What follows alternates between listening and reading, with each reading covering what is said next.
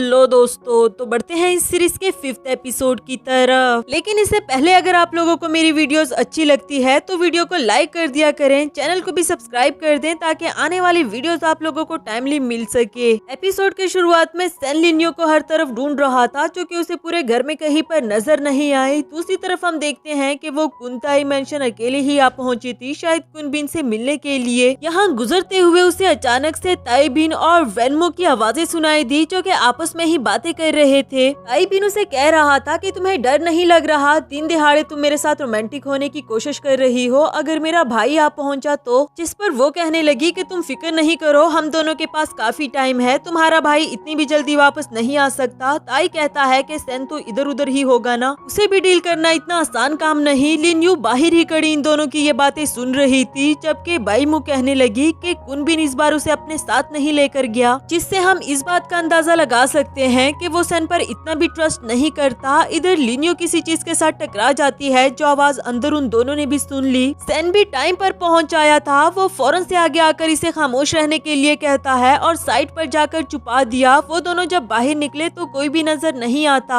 आखिरकार ताइबिन कहने लगा कि हमें खामखा का वहम हो गया होगा, चलो वापस से अंदर चलते हैं। इधर सेन लिन्यू के काफी ज्यादा करीब आ चुका था, जिसकी वजह से वो बिल्कुल भी कंफर्टेबल नहीं थी। वो फौरन उससे दूर हट गई, जिसके बाद सेन उसे वहाँ से ले जाने लगा। नेक्स्ट सीन गाड़ी का दिखाया जाता है, जहाँ सेन उसकी ये नर्वसनेस देखकर उसे पूछने लगा कि तुम्हारे माइंड में बहुत सारे सवाल चल रहे होंगे ना, पर तुम्हें इनके बारे में सोचने की जरूरत नहीं। असल में बाईमू ट्रस्ट के काबिल नहीं है और ये बात मैं पहले से ही जानता था। फिलहाल तुम जल्दी से एमी को कॉल करके बताओ कि हम दोनों उसके बार में पहुंच रहे हैं। जिस पर लिनी भी फौरन से ऐसा ही करती है। उसने एमी को कॉल करके बताया कि मैं और सेन तुम्हारे बार में पहुंच रहे हैं। दूसरी तरफ ताइबिन और बाईमू एक साथ टाइम स्पेंड कर रहे थे। ताइबिन जब वहाँ से जाने लगा तो ये बोली कि मुझसे किया हुआ वादा मत भूलना, और वो भी कहता है कि हाँ, मुझे अपना किया हुआ वादा याद है। असल में बाईमू को सिर्फ पावर चाहिए, वो कुनबिन को रास्ते से हटाना चाहती थी। वैसे तो ये बात वो बहुत अच्छे से जानती है कि कोई भी मर्द उसके भरोसे के काबिल नहीं। खैर तभी उसे याद आया कि उस वक्त जो हमें आवाज आई थी वो कौन हो सकता है, कहीं सेन तो नहीं। फिर वो फौरन से सेन को कॉल करके पूछने लगी कि तुम कहाँ पर हो, जिस पर सेन ने बताया कि मैं तो एमी के बार में हूँ। अब वो भी रिलैक्स हो गई। दूसरी तरफ सेन बार में लिन्यू के साथ टाइम स्पेंड कर रहा होता है और बातों ही बातों में उससे पूछना चाहता था कि कहीं उसने कल रात मुझे रोते हुए तो नहीं देख लिया। लिन्यू ने उसे देख तो लिया था, पर वो फौरन से बात बदल देती है कि कल रात में बहुत थक गई थी, इसलिए जल्दी ही सोने चली गई। तब तक एमी भी इनके पास आकर कहती है कि बहुत टाइम हो गया, तुम दोनों मुझसे मिलने के लिए नहीं आए या फिर मुझे भूल ही गए थे। साथ बैठकर बातें करने के साथ साथ ड्रिंक भी कर रहे थे। एमी बोली कि काफी टाइम से मैंने तुम लोगों को अपना गाना नहीं सुनवाया, तो चलो आज मैं तुम दोनों के लिए सिंगिंग करती हूँ। यहाँ पर इन तीनों का पीसफुल टाइम चल रहा था, जबकि दूसरी तरफ बाईमो भी इस बार में पहुँच आई क्योंकि वो सेन से मिलना चाहती थी। विंडो में ही जब उसने सेन और लिन्यू को आपस में हंसते खेलते हुए देखा तो उसे बिल्कुल भी अच्छा नहीं लगा, क्योंकि इस बार उसका निशाना सेन था, वो उसे अपनी तरफ अट्रैक्ट करना चाहती है। फिर वो फौरन से इनके रूम में इंटर हो गई। सेन ने जब उसे देखा तो वो एमी से कहता है कि आप प्लीज लिन्यू को यहाँ से बाहर ले जाओ, मैं जरा मैडम से कुछ बात करना चाहता हूँ। लिन्यू भी उसके साथ बाहर आ गई। यहाँ एमी उसे समझाते हुए कहती है कि हम दोनों एक दूसरे को बहुत टाइम से जानते हैं और मैं तुम्हें अपनी छोटी बहन की तरह समझती हूँ, इसलिए एक बात मैं तुम्हें क्लियर कर दूं कि तुम और सेन दोनों ही अलग अलग दुनिया से हो। अगर तुम सेन के साथ रहोगी तो या तो तुम भी मारी जाओगी या फिर तुम्हारी लाइफ खतरों से भरी पड़ी होगी। जिस पर लिन्यू बोली कि एमी तुम्हारा बहुत बहुत शुक्रिया कि तुमने मेरे बारे में सोचा, लेकिन मैं अपने और सेन के लिए कोई और रास्ता ढूंढ लूंगी। ये कहकर वो वहाँ से चली गई और एमी भी समझ गई थी कि वो सच में ही सेन से प्यार करने लगी है, इसलिए वो किसी की भी बात नहीं मानेगी। यहाँ रूम में सेन बाईमू से पूछने लगा कि आज मुझे देखने के लिए आप यहाँ पर क्यों चली आई, और वो कहती है कि बस वैसे ही मैं घर में बोर हो गई थी तो तुम्हारे पीछे चली आई। वैसे मुझे गार्ड से पता चला कि आज तुम ऑफिस में आए थे। इस पर सेन हंसते हुए कहने लगा कि जब कुनबिन यहाँ पर है ही नहीं तो भला मैं ऑफिस क्या करने के लिए आऊँगा। जिसके बाद बाईमू समझ गई कि उसका शक गलत है, इसलिए उसके पास जाकर ड्रिंक करने लगी। इस पर सेन कहता है कि अगर किसी ने हमें इस वीआईपी रूम में साथ देख लिया तो वो तो यही समझेगा ना कि हम दोनों के बीच में अफेयर चल रहा है। लेकिन बाईमू ने भी इस बात पर कुछ ऐसा इशारा दिया कि मुझे इससे कोई फर्क नहीं पड़ता, और फिर वो सेन के साथ ड्रिंक करने लग गई। नेक्स्ट सीन में लिन्यू बाहर अकेले बैठी हुई थी कि अचानक से एक ड्रंक अंकल आकर उसके साथ जबरदस्ती करने लगता है। ये वाला सीन उसके एक्स बॉयफ्रेंड ने भी देख लिया, जो फौरन से इसकी मदद करने के लिए पहुंच जाया। वो अंकल अभी भी बाज नहीं आ रहा था। उसने इसे बोतल दे मारी, जो देखकर लिन्यू बहुत ज्यादा परेशान हो जाती है। वो फौरन से एमी को आवाजें लगाने लगी कि प्लीज जल्दी से आ जाओ। थोड़ी ही देर में एमी भी उसकी आवाजें सुनकर पहुंच आई और अंदर बैठे हुए सैन ने भी ये आवाजें सुन ली थी, जो फौरन से बाहर चला आया। लिन्यू अपने एक्स बॉयफ्रेंड से कहती है कि क्या मैं आपको हॉस्पिटल ले चलूं, पर वो बोला कि नहीं मैं बिल्कुल ठीक हूं और खुद ही वहां से जाने लगा। इधर सैन भी पहुंच आया था,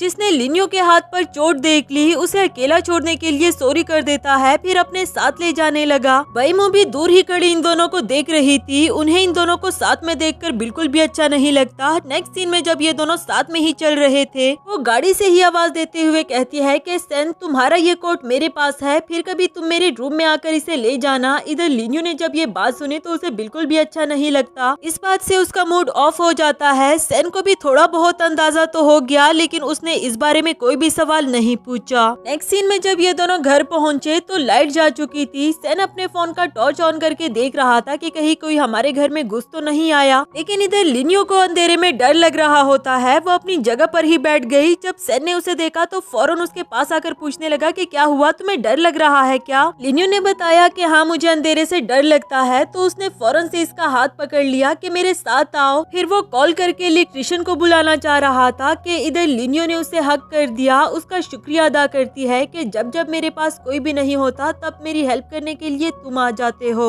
जिस पर सैन उसे समझा रहा था कि तुम्हें कभी भी डरने की जरूरत नहीं, मैं हूं ना तुम्हारे पास। तब तक लाइट भी आ गई और दोनों ही एक दूसरे को देखकर ऑकवर्ड फील करने लगे थे। सैन फौरन से बात बदलते हुए कहता है कि तुम्हें भूख लगी होगी ना, चलो मैं तुम्हारे लिए कुछ खाने को बना दूं। नेक्स्ट सीन में उसने लिन्यू के लिए काफी कुछ बना लिया था। इतना कुछ देखकर वो बोली कि क्या ये सब कुछ तुमने बनाया है? जिस पर वो कहता है कि हाँ, कुंताई ग्रुप में ऐड होने के बाद मुझे खुद ही कुकिंग करनी पड़ी और अब तो मैं अच्छा खासा शेफ बन गया हूँ। लिन्यू भी उसे अपनी लाइफ के बारे में बताने लगी कि मॉम डैड के जाने के बाद मैं हमेशा अपनी आंटी के साथ ही रही हूँ, लेकिन वो भी बहुत जल्दी ही मुझे छोड़कर चली गई। उनके जाने के बाद ऐसा कोई भी नहीं जिसे मैं अपना कह सकूं। सैन को उसके लिए काफी ज्यादा बुरा लग रहा था। वो कहता है कि अब से मैं तुम्हारा हूँ, इसलिए आइंदा ऐसा कभी भी मत कहना कि तुम्हारा अपना कोई नहीं। यहाँ ना चाहते हुए भी सैन ने उसे अपनी फीलिंग्स का इजहार कर दिया, जो सुनकर लिन्यू काफी ज्यादा खुश हो जाती है। उसने मुंह से तो कुछ नहीं कहा, लेकिन उसकी आंखों से आंसू आने लगे, जो कि खुशी के आंसू होते हैं। उसने नॉन स्टॉप खाना शुरू कर दिया और सैन ने उस पर हाथ रखकर उसे काम डाउन होने के लिए कहा कि सब कुछ बिल्कुल नॉर्मल है। नेक्स्ट सीन में अपने रूम में आ जाने के बाद सैन ऑफिसर वू का दिया हुआ फोन चोरी चुपे निकाल लेता है उसे कांटेक्ट करने के लिए। उसे कॉल करके बताया कि हमें कुछ दिनों के लिए सावधान रहना होगा, क्योंकि उस ताइबिन की वजह से कुनबिन मुझ पर कुछ ज्यादा ट्रस्ट नहीं करता। ऑफिसर वू ने भी इसकी हार्डवर्क के लिए इसे अप्रिशिएट किया और बताया कि अपना ख्याल रखना, वो लोग कभी भी तुम्हें नुकसान पहुंचा सकते हैं। नेक्स्ट सीन अगली सुबह का दिखाया गया। लिन्यू घर की सफाई कर रही थी कि तब तक बैमो भी वहां पर पहुंच आई, जो कि इससे सैन के बारे में पूछने लगी कि वो कहाँ है। लिन्यू ने बताया कि वो तो घर पर नहीं, कहीं बाहर गया था। उसे तो जैसे मौका मिल गया हो। वो आगे आते हुए कहती है कि तुम काफी प्यारी हो, इसीलिए ही तो सैन हर वक्त तुम्हारे आगे पीछे मंडलाता रहता है। अपनी तारीफ सुनकर लिन्यू ने उसका शुक्रिया अदा किया, लेकिन बैमो बोली कि पुल कितना ही प्यारा क्यों ना हो, उसे कैसे मुरझाना है ये मुझे बहुत अच्छे से आता है। जो कहकर इसने वेस को नीचे गिराकर तोड़ दिया, फिर वहाँ से जाने लगी। बाहर आते ही उसे सैन मिल जाता है, जिसने इसे यहाँ आने की वजह पूछी। तो बैमो कहने लगी कि मैं बस तुम्हें यहाँ देखने के लिए आई थी, वैसे तुम अपना कोट लेने के लिए क्यों नहीं आए? सैन बोला कि मैं थोड़ा बिजी था, फिर कभी लेने के लिए जरूर आऊंगा। इधर लिन्यू को उस टूटे हुए वेस में से एक कीचेन मिला, जो देखकर उसे याद आता है कि ये तो मेरी आंटी का था। फ्लैशबैक से हमें दिखाया जाता है कि ये वाला कीचेन वो खुद ही अपनी आंटी के लिए गिफ्ट लेकर आई थी, जो उसकी आंटी को काफी ज्यादा पसंद आया था। अब इस कीचेन में अपनी आंटी की यूएसबी देखकर वो हैरान थी कि आखिर ये यहाँ पर क्या कर रही है। तब तक सैन अंदर पहुँच आया और जब उसने ये वाला सीन देखा तो फौरन से उसके हाथ देखने लगा कि तुम ठीक तो हो ना, तुम्हें कुछ हुआ तो नहीं। उसने कीचेन तो छुपा लिया और कहती है कि नहीं मैं बिल्कुल ठीक हूँ, लेकिन उसे समझ नहीं आ रही कि मुझे सैन पर भरोसा करना चाहिए या नहीं। इसी के साथ हमारा ये वाला एपिसोड भी खत्म हुआ।